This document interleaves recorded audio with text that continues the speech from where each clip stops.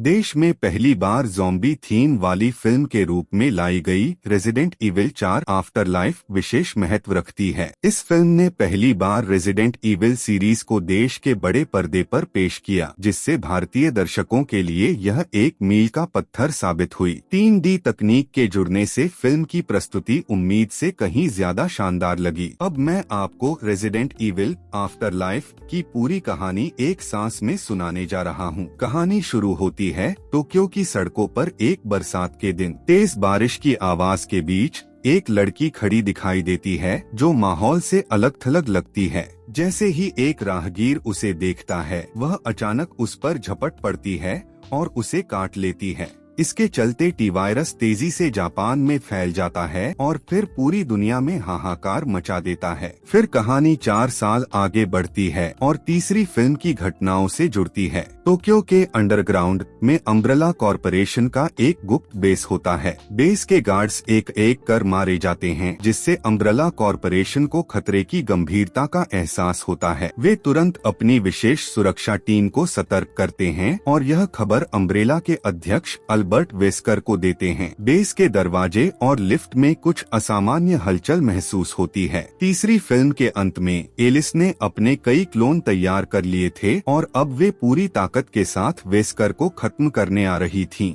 जैसे ही सुरक्षा बल पूरी तरह से हथियार बंद होकर लिफ्ट की ओर मुड़ते हैं, एलिस पीछे से हमला कर देती है। उसकी एंट्री बेहद स्टाइलिश होती है। बिना किसी अतिरिक्त हरकत के वह पहली टीम को तुरंत खत्म कर देती है, लेकिन जल्द ही दूसरी टीम भी हमला करने आ जाती है। इस बार एलिस अपनी टेलीकाइनेटिक शक्तियों का इस्तेमाल करती है और अपनी नजरों से ही सामने मौजूद हर चीज को हवा में उड़ा देती है। हालांकि दुश्मनों की संख्या बहुत ज्यादा थी। तभी एक दुश्मन पीछे से हमला करता है और एलिस नीचे गिर जाती है। सभी को लगता है कि लड़ाई खत्म हो गई, लेकिन तभी पीछे से 3 और एलिस क्लोन प्रकट हो जाती हैं।